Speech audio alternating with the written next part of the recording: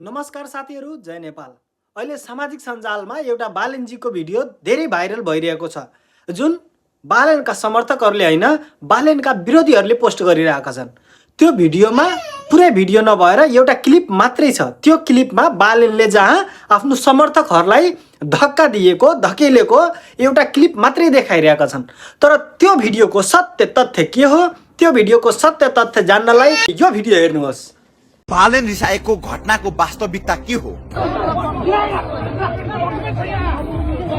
मंगलबार दिउँसो उम्मेदवारी दर्ता गर्न जाने क्रममा राष्ट्रिय स्वतन्त्र पार्टीका वरिष्ठ नेता बालेन शाह रिसाएको जस्तो देखिने एक भिडियो सामाजिक सञ्जालमा भाइरल भइरहेको छ।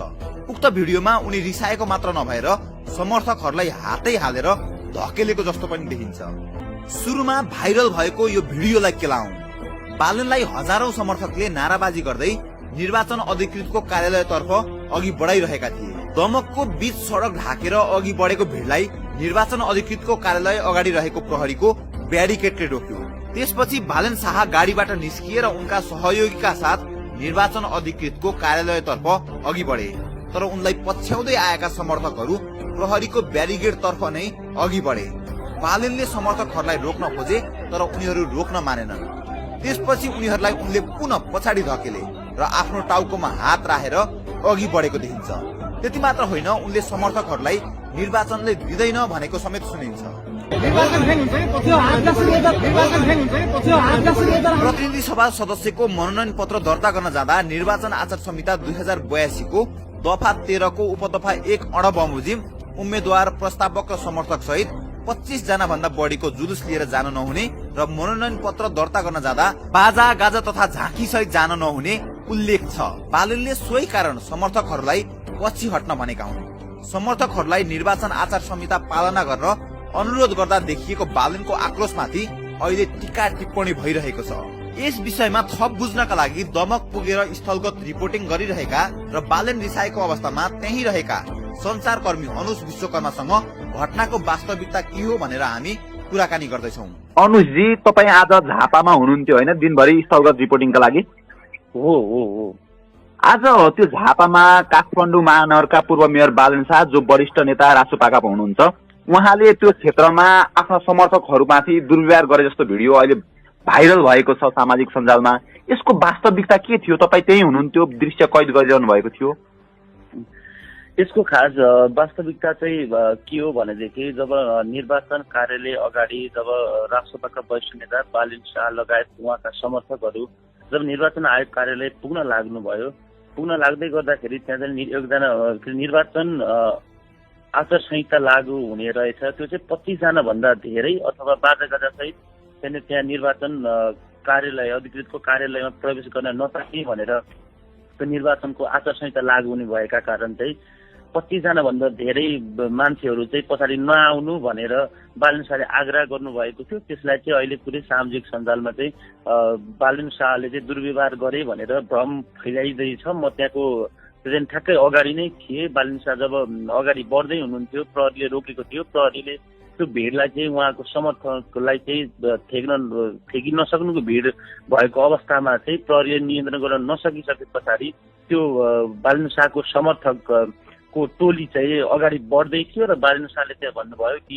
25 जना भन्दा धेरै यहाँ प्रवेश गर्न पाइँदैन, निर्वाचन आचार संहिता लागू हुन्छ, त्यही भएर तपाईँहरू प्लिज यहाँनिर नआइदिनु, अगाडि नबढिदिनु, यहीँ बस्दिनु भनेर भन्नुभएको थियो। वास्तविकता चाहिँ त्यो हो खास।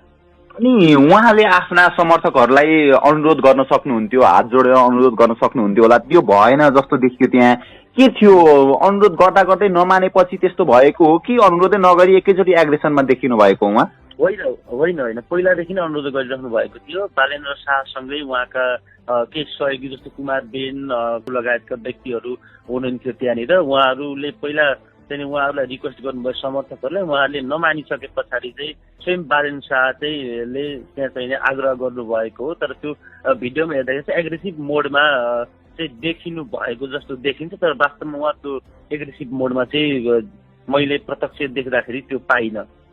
भनेपछि उहाँले त्यो एग्रेसन देखाउँदै गर्दा समर्थकहरूले कुनै त्यसको रियाक्सनहरू के थियो, अथवा समर्थकहरूले त्यसलाई कसरी लिनु भएको थियो?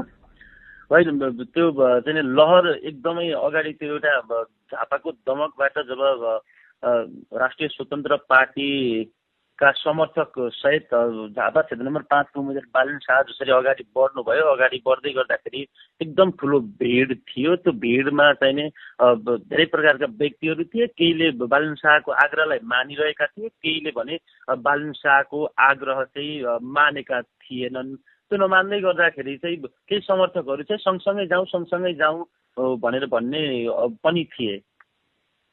भनेपछि उहाँको त्यो जुन उहाँले जुन बिन्ती गर्नुभयो अथवा उहाँले जुन त्यहाँ एग्रेसन देखियो जस्तो जुन भिडियोमा देखिएको छ, त्यसपछि भने उहाँहरू 25 जना जति नै गएर निर्वाचन आयोगमा अथवा निर्वाचन अधिकृतको कार्यालयमा गएर मनोनयन दर्ता गराउनु भएको थियो, यसरी बुझ्न सकिन्छ? हो। जब त्यहाँ प्रहरीको एउटा ब्यारिकेड थियो, त्यो ब्यारिकेड चाहिँ प्रहरीले नियन्त्रण गर्न नसकेपछि समर्थकहरू अगाडि बढ्नुभयो। समर्थकसँगै बालेन शाहले चाहिँ त्यो जुन भिडियोमा देखिएको छ, त्यो भिडियोमा देख्दाखेरि एग्रेसिभ मोडमा देखिन्छ। म त्यहाँ स्वयं त्यहीँ उपस्थित भएको कारण मैले त्यो एग्रेसिभ मोडमा नभएको चाहिँ उहाँ बालेन शाह एग्रेसिभ मोडमा हुनुहुन्थेन भन्ने जस्तो मैले फिल गरेँ। त्यस पछाडि अलिकति अगाडि बढिसके पछाडि 100 मिटर जति अगाडि बढिसकेपछि निर्वाचन आयोगको कार्यालय थियो, बाहिरसम्मै समर्थकहरू आउनु भएको थियो।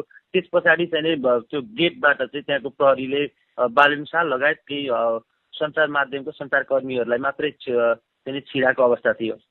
हस्, तपाईँको महत्त्वपूर्ण समयका लागि धन्यवाद अनुश्री। हस्, धन्यवाद।